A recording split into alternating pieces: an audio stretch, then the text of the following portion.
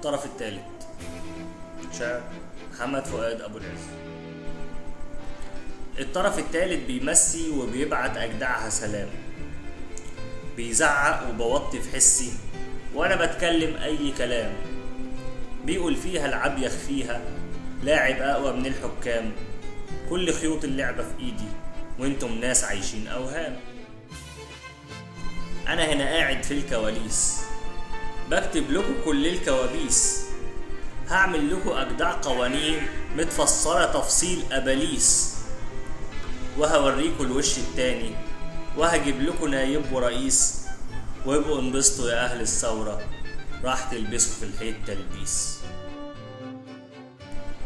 أصلا عامل مليون خطة تخلص حتة بتبدأ حتة، وهصدعكم بألف حكاية من الدستور اللي بتاع البط، راح أخليكوا تقولوا يا ريت كانوا سابونا بنفس الحطة، أحسن من التوهان وركوب قطر سريع وملوخش محطة.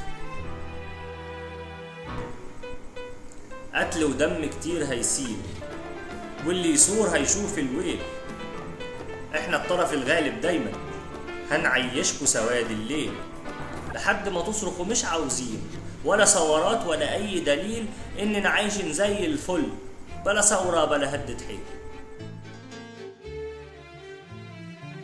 مهما تحاولوا فما فيش فايدة، نارنا هتفضل فيكم قايدة، هنولعها في كل مناسبة والنار تفضل والعة وزايدة، حكمنا فيكم دايما ماشي ودي أوامرنا هي السيدة، كنا في سجن وله أسوار أو في قصور بالأنوار أيضا. هل تسمعني؟ حول فكر كده واحسبها الأول، عاوز تفهم أي جريمة دور على مجرم وممول، شوف مين يبقى الفاعل اللي منها هيكسب وهيتغول، عاوز تعرف مين التالت ارجع واعرف مين الأول.